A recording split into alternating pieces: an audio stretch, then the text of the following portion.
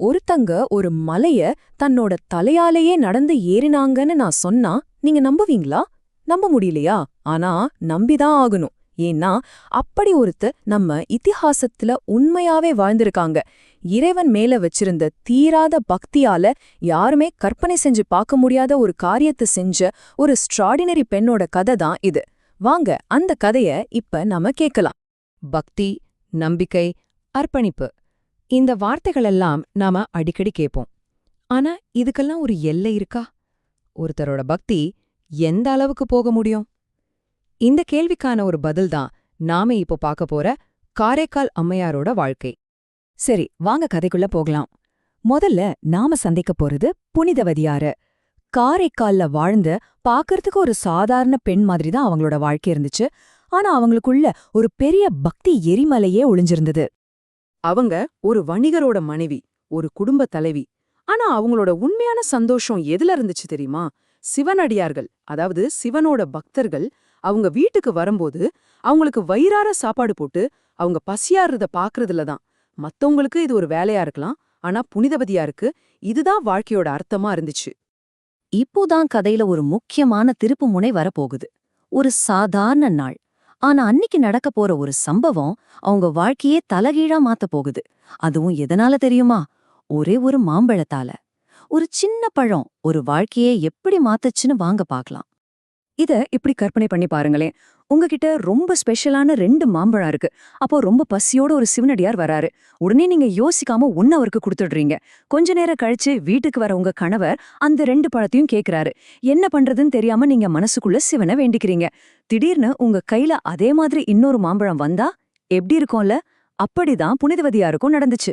அவங்க பக்தி எவ்வளவு உண்மையானதுன்னு அந்த மாம்பழம் நிரூபிச்சது. இந்த ஒரு சம்பவத்துக்கு அப்புறம் அவங்க கணவருக்கு ஒரு விஷயம் நல்லா புரிஞ்சிடுச்சு. தங்கூட இத்தனை நாளா வாழ்ந்தது ஒரு சாதாரண பெண் இல்ல, ஒரு தெய்வம்னு. ஒரு தெய்வத்தை யாராவது மனைவியா பார்க்க முடியுமா? அவரால முடியல. அவங்கள வணங்க ஆரம்பிச்சிட்டார். கடைசியில அவங்கள விட்டுட்டு ரொம்ப தூரம் போய் வேற ஒரு வாழ்க்கைய வாழ ஆரம்பிச்சிட்டார். ஆனா புனிதவதியாருக்கு இது ஒரு முடிவே இல்ல. சொல்லப்போனா இதுதான் அவங்க வாழ்க்கையோட உண்மையான தொடக்கம். இப்போ அவங்கள கட்டுப்படுத்த யாரும் இல்ல. குடும்பம், கணவர்னு எந்த உலக பொறுப்பும் இல்ல. இப்போதான் அவங்க நேரா சிவனை பார்த்து ஒரு விஷயம் கேக்குறாங்க. ரொம்ப ரொம்ப ஆச்சரியமான, ஏன் கொஞ்சம் அதிர்ச்சியான ஒரு கோரிக்கை அது. அவங்க சிவன்கிட்ட என்ன கேட்டாங்க தெரியுமா? கடவுளே, எனக்கு இந்த அழகான உடல் வேண்டாம். உன்னை புகழ்ந்து பாடவும் உன்னை மட்டுமே நினைக்கவும் எனக்கு ஒரு பேய் வடிவம் கொடு அப்படின்னு கேட்டாங்க.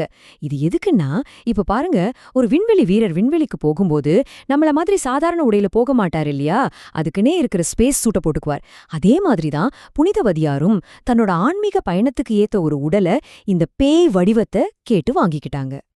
இப்போ அவங்களுக்கு புது உருவம் கிடைச்சிடுச்சு. உடல் அழகோ வலியோ எதை பத்தியும் கவலை இல்ல. அவங்களுக்கு முன்னாடி இருந்தது ஒரே ஒரு இலக்கு தான்.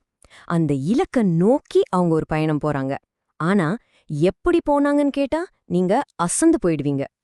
அவங்களோட இலக்கு எதுன்னா கைலை மலை, அதாவது சிவபெருமான் வாழ்ற இடமா நம்பப்படுற அந்த புனிதமான மலை.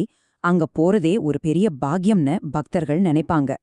நம்ம சாதாரணமா கோவிலுக்கு போனா என்ன பண்ணுவோம்? செருப்பை கழட்டிட்டு உள்ள போவோம் இல்லையா? ஏன்னா அது புனிதமான இடம்னு அதுக்கு மரியாதை கொடுப்போம். ஆனா அம்மையார் செஞ்சது அதோட பல 100 மடங்கு உச்சக்கட்டு மரியாதை. சிவன் இருக்கிற இந்த மலைய என் கால் கூட மிதிக்க கூடாது அப்படின்னு ஒரு முடிவெடுத்து தன் தலையாலே அந்த மலையில நடந்து ஏற ஆரம்பிச்சுட்டாங்க. உங்களால நினைச்சு பார்க்க முடியுதா? என்ன ஒரு ஆழமான பக்தி! இப்போ கதை அதோட கிளைமேக்ஸ்க்கு வருது. எலும்பும் தோலுமா தலையால நடந்து வர்ற இந்த உருவத்தை பார்த்து சிவன் என்ன செஞ்சிருப்பார்னு நினைக்கிறீங்க? பயந்திருப்பாரா? இல்ல கோபப்பட்டிருப்பாரா? அந்த உருவத்தை பார்த்ததும் சிவன் முகத்துல ஒரு சின்ன புன்னகை. ரொம்ப அன்பா அவர் கூப்பிட்ட ஒரே வார்த்தை அம்மையே, அதாவது அம்மா வா. சிவன் அவங்களோட பயங்கரமான வெளித்தோற்றத்தை பார்க்கவே இல்ல. அந்த எலும்பு கூட்டுக்குள்ள இருந்த தூய்மையான ஒரு தாய்மை நிறைந்த பக்திய மட்டும்தான் பார்த்தார். சிவன் அன்னைக்கு அம்மான்னு கூப்பிட்ட அந்த நிமிஷத்துல இருந்துதான் அவங்க புனிதவதியார்ல இருந்து காரைக்கால் அம்மையார் ஆனாங்க. அதாவது காரைக்காலிருந்து வந்த அம்மா. இன்னைக்கு வரைக்கும் சைவ சமயத்துல இருக்கிற 63 நாயன்மார்கள்ல ஒருத்தரா அவங்கள போற்றோம். அவங்க பாடின பாடல்களை கோயில்ல கேக்குறோம். அவங்க கதை நமக்கு என்ன சொல்லுதுன்னா, உண்மையான பக்திக்கு உருவம் ஒரு தடையே இல்லைன்னு தான். காரைக்கால் அம்மையாரோட பக்தி தலையால மலையேறுற அளவுக்கு ஒரு தீவிரமான வடிவத்தை எடுத்தது.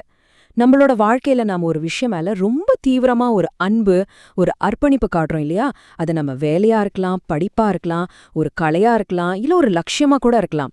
அந்த அர்ப்பணிப்புக்கு நாம என்ன வடிவம் கொடுக்கறோம்? ஒரு நிமிஷம் யோசிப்போமா?